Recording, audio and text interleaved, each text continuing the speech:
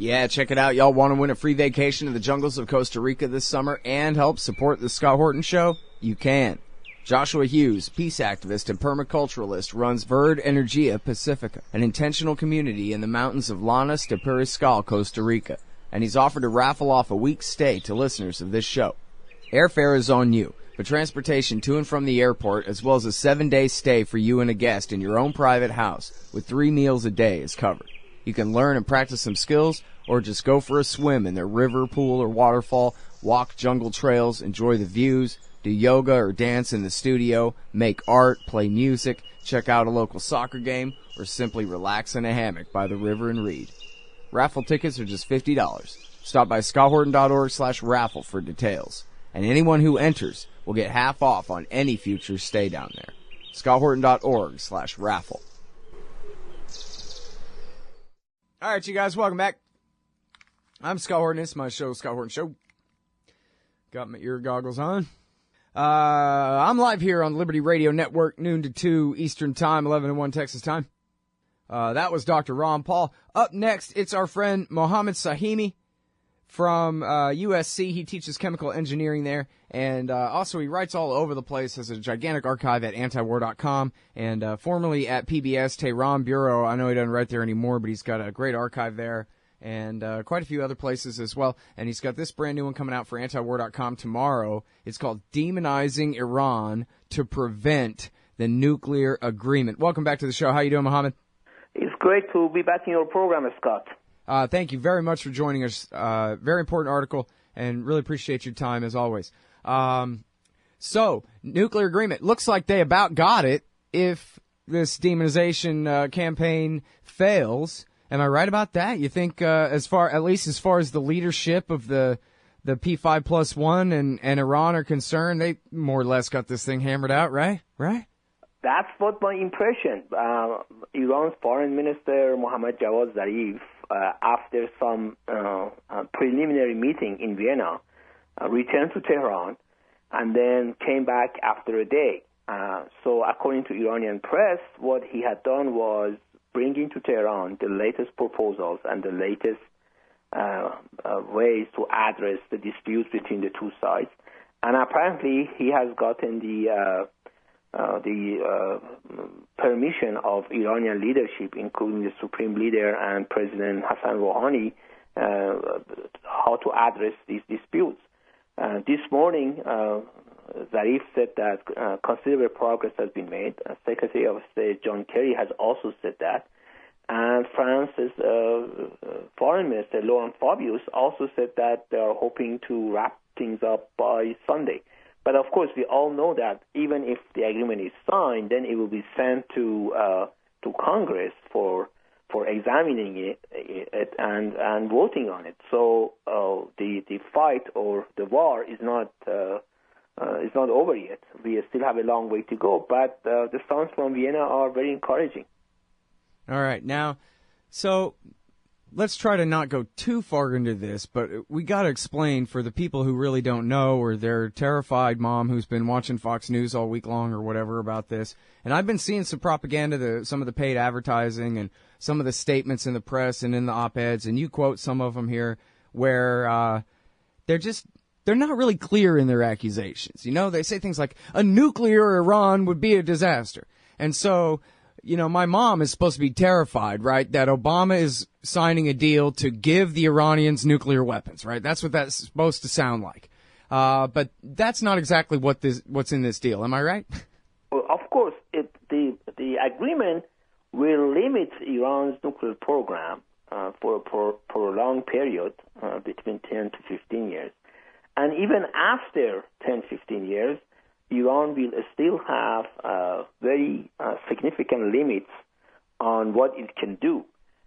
For example, in addition to the fact that Iran's known nuclear facilities are under constant inspection by the International Atomic Energy Agency, Iran has also agreed, as part of the agreement, to implement the additional protocol of the safeguard agreement, which means that the IAEA will have intrusive power to go to more places and inspect whatever they call, a suspected site. And let me remind your listeners that Iran, in fact, had implemented additional protocol between 2003 and 2006, which allowed the IAEA to get a very good picture of what had been done in Iran prior to 2003, which prompted former IAEA Director Mohammad al-Baradei to present a report to IAEA Board of Directors in February of 2008, saying that all the outstanding issues had been resolved and wanted put Iran's nuclear dossier on a normal basis, which of course was prevented from it. So it is not like the Obama administration is going to allow Iran to make a nuclear bomb. Never mind that there is no evidence that the Iranian leadership wants a nuclear bomb. But even if they want, the restrictions on the program and the intrusive inspections that will be imposed on the program, and the constant watching and satellites and intelligence and all of that will make sure that even if the Iranian leadership wanted a nuclear bomb, and I emphasize that there is no evidence that they do want a nuclear bomb, they won't be able to do that. So it's not like the scary pictures that neocons and Israel lobby and Saudi Arabia lobby in the United States have been presented to the public. Just like you said, they are very vague about it. They say, it would be a disaster if Iran gets a nuclear bomb. Well, it may be a disaster if Iran does get a nuclear bomb, but Iran is not going to get a nuclear bomb, and Iran has no intention of getting a nuclear bomb. So there are many major differences between what is the reality and what they present to the public. Mm-hmm. Yeah, and of course, here's the thing about this too, and not to you necessarily, but to the audience, to the general public especially, people who aren't really specialized in this kind of thing. You ought to be able to tell that the accusations all raise a lot of questions and don't necessarily answer them. Whereas the people who are saying, no, it's okay, they all have very specific explanations about what's going on. As you just heard Mr. Sahimi explain, Professor, explain. Additional protocol this, expanded inspections that, and the IAEA record says that all their uranium is accounted for, and all these kinds of things that are actual things. But, meanwhile, the war party is saying, nuclear, be afraid. And they're just counting on you to shrug and say, well, I don't know that kind of math, so I guess I have to leave it up to the experts. And the experts are telling me that, oh, my God, that Obama's done it again. He's going to give nuclear bombs to the mullahs. And why not? If you hear that 50 times and you don't hear anyone contradict it, it begins to seem like maybe it's plausible or something like that. But it's clearly just not the case, I totally agree. And a case in point is the nonsense about possible military dimension. The New York Times and other mainstream media have been talking about how the IAEA thinks that there was a military dimension or possible military dimension to Iran's nuclear program in the past, and they claim that Iran must come clean and explain everything that it has done in the past. At the same time, Kerry says that we absolutely know what Iran has done in the past. Well, if you know what Iran has done in the past, first of all, provide the evidence and documents that indicates that Iran did something nefarious in the past so that everybody learns about it. But the reality is that's not the case. It is all a speculation that there could have been some work done in the past, way before 2003 in Iran, regarding nuclear weapon research. And all these speculations are based on that laptop of death that was supposedly taken, stolen in Iran, taken outside Iran, and given to Western intelligence agencies. And nobody has even seen the laptop or the original documents in the laptop. All we know is that they claim that such and such information existed in the laptop. So these are all speculations, and places like New York Times and in particular David Sanger and Michael Gordon have been just advancing this narrative that, yes, Iran has something to hide, and it did do some work in the past. And in fact, as I pointed out in the article, Sanger still insists that there is still some work being done in Iran.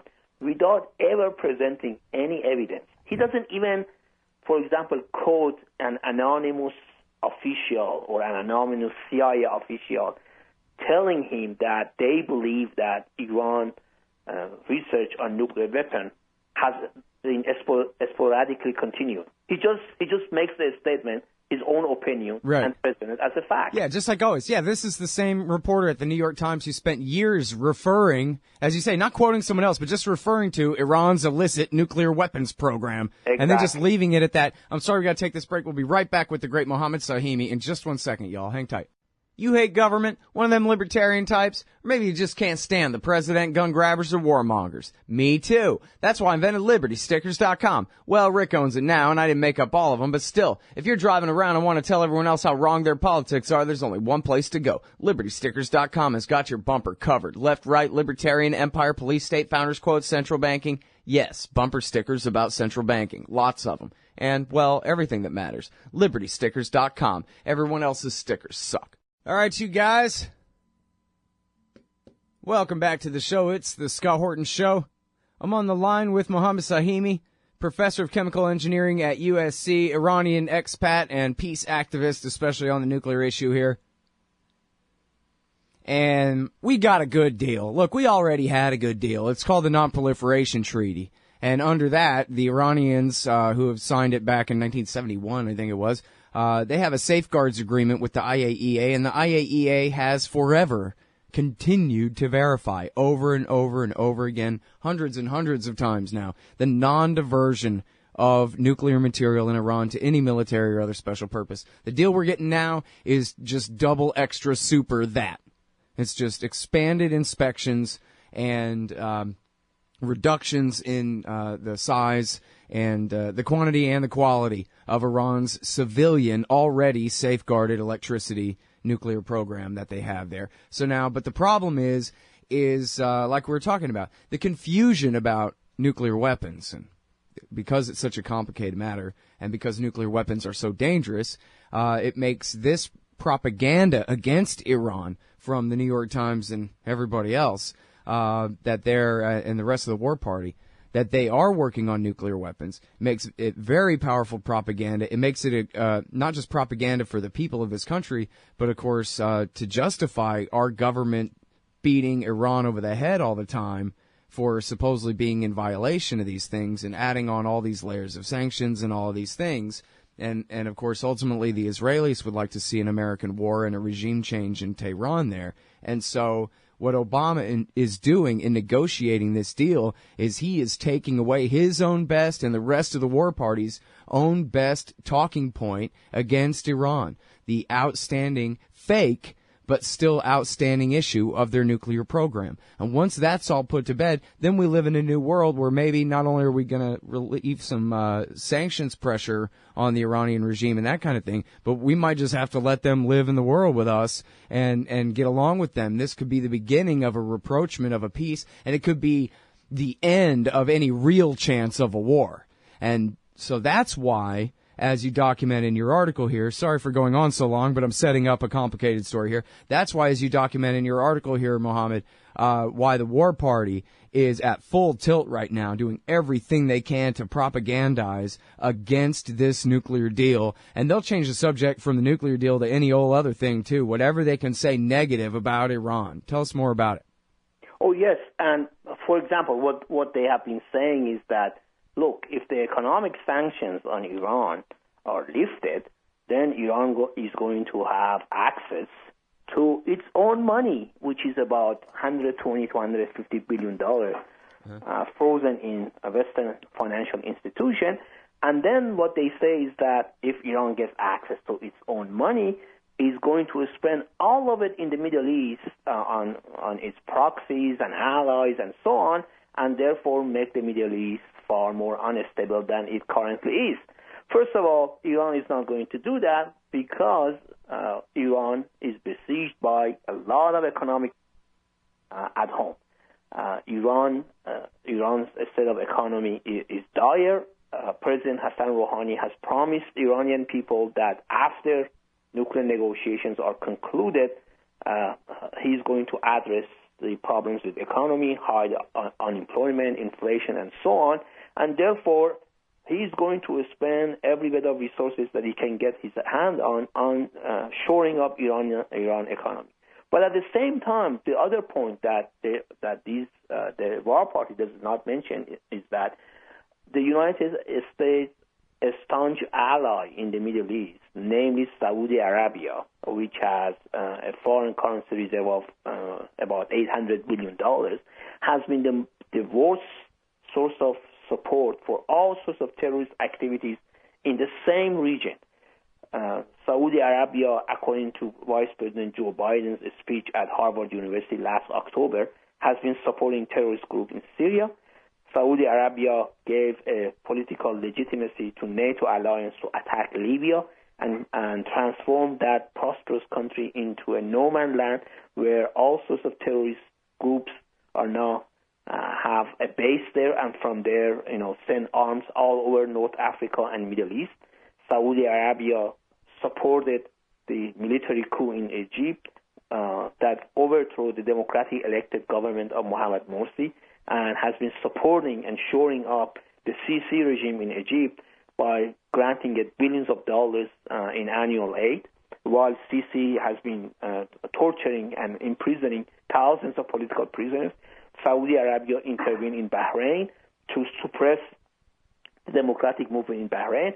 And we all know that rich Saudi citizens not only help terrorist groups such as Al-Qaeda financially, but a large number of them also go to Iraq, Syria, and elsewhere to fight alongside these terrorist groups.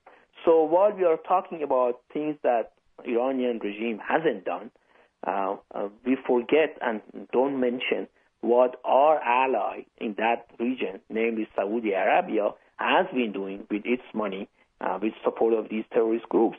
These are the type of lies that they propagate about Iran in order to distract people's attention to the real problem in the Middle East, namely what the United States, Saudi Arabia, and other and its allies in that region, dictatorial regimes in Jordan, in Egypt, and so on, have been doing to that region. This is one type, and of course they have all sorts of other propaganda. They are actually hold it for a second, because I want to go back to what you talked about with they'll have their own money. I actually got in a fight with David Rothkopf, who you quote here, who's the editor of Foreign Policy magazine, foreignpolicy.com there. When he first was trying this out, on Twitter, the trial balloon. In fact, I may have provoked him into using it for the first time, because he was desperate to come up with an excuse to oppose the deal, and so it seemed like he resorted to, but if they scale back their nuclear program like this, then they'll get sanctions relief, and then what might they spend their money on? And I'm going, hey, man, talk about moving the goalposts, buddy. I thought we were at the world's greatest crisis ever, was that they might get the atom bomb, and you're saying, yeah, this deal will do a great job of keeping them from getting the atom bomb, but they might send some more money to Nasrallah in southern Lebanon, and so now that's why, to scotch the deal and let them go ahead and be closer, theoretically speaking, to an atom bomb than before. It just goes to show, and Rothkopf's not the worst of them, actually, but it just goes to show the dishonesty of the war party here. Well, they'll move their goalposts all around to wherever they want, when the real point is just keep Iran the enemy, that's all. And let me mention, since you mentioned him, let me mention that a friend of mine, a very distinguished Iranian journalist, wrote a response to what he wrote in Foreign Policy regarding Iran's use of extra income if the sanctions are lifted, and sent it to Foreign Policy, but Foreign Policy refused to publish it. So he has sent it somewhere else to publish. So the point that you're making, and I totally agree, and I have also tried to explain in my article, is that they move the goalposts all the time. They make all sorts of claims, unsubstantiated claims, and they confuse people. And whatever they say, they throw in nuclear bomb, the nuclear weapon program, and so on, hundreds of times, just so that people who are not informed get confused and scared and say, "Oh yes, this is really a bad regime and is really a threat to our security and so on, whereas the reality is far from what they have been claiming. And we all know that Iran's nuclear program is under tight inspection by the IAEA. We all know that IAEA will have even more access to Iranian sites for inspection. And let me also add one other point that nobody mentions, and that is, if the United States, the George W. Bush administration, had won it, it could have had a better deal with Iran, far better deal than the current excellent deal that they are going to get back in 2003, 2005. At that time, Iranian President Mohammad Khatami and his chief nuclear negotiator, Hassan Rouhani, who is the current president of Iran, made a comprehensive proposal to the West whereby Iran would severely limit its nuclear program. The limitations that they had accepted at that time are far stricter than anything that the present agreement will give the West. But because the Bush administration, this was in 2003, and they were drunk with the victory in Iraq, supposed victory in Iraq, they rejected that compromise. And the result is Iran made a lot of advancement in its civilian nuclear program, and therefore the limits that we are going to get on Iran's program are excellent. They are not any better than what Iran had already agreed to do in 2003, between 2003 and 2005, because at that time they thought that they can attack Iran and get rid of the program. But then the problems that the U.S. had after its illegal invasion of Iraq start to increase, and the casualty increase and so on, and therefore they couldn't do what they wanted to do to Iran. All right. Now, I'm sorry, we're over time. I got to let you go, even though I got a few more questions for you. But thanks for coming back on the show, Mohammed. I sure appreciate it. Thank you for having me in your program, Scott. Great job again. And everybody, check out this great article. It'll be running over the weekend at antiwar.com. I think probably it'll be the spotlight here. It's called Demonizing Iran to Prevent the Nuclear Agreement. It's a very important article. It covers quite a bit more subject matter in there that we didn't get a chance to go over on the show today, too. So definitely check it out. And we'll be right back in just 1 second. Hey, Al Scott here. If you're like me, you need coffee. Lots of it. And you probably prefer it tastes good, too. Well, let me tell you about Darren's Coffee Company at darrenscoffee.com. Darren Marion is a natural entrepreneur who decided to leave his corporate job and strike out on his own, making great coffee. And Darren's Coffee is now delivering right to your door. Darren gets his beans direct from farmers around the world. All specialty, premium grade with no filler. Hey, the man just wants everyone to have a chance to taste this great coffee. darrenscoffee.com. Use promo code Scott and you get free shipping. darrenscoffee.com. Don't you get sick of the Israel lobby trying to get us into more wars in the Middle East? Or always abusing Palestinians with your tax dollars? It once seemed like the lobby would always have full-spectrum dominance on the foreign policy discussion in D.C. But those days are over. The Council for the National Interest is the America lobby, standing up and pushing back against the Israel lobby's undue influence on Capitol Hill. Go show some support at councilforthenationalinterest.org. That's councilforthenationalinterest.org. Hey, you own a business? Maybe we should consider advertising on the show. See if we can make a little bit of money. My email address is scott@scotthorton.org.